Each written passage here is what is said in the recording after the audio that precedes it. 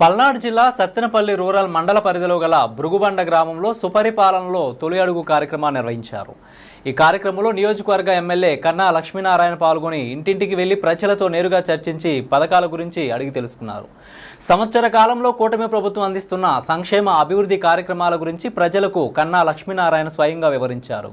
ఈ కార్యక్రమంలో వివిధ హోదాల్లో ఉన్న రాష్ట్ర, జిల్లా, నియోజకవర్గ, మండల, గ్రామ కూటమి నాయకులు, కార్యకర్తలు పాల్గొన్నారు.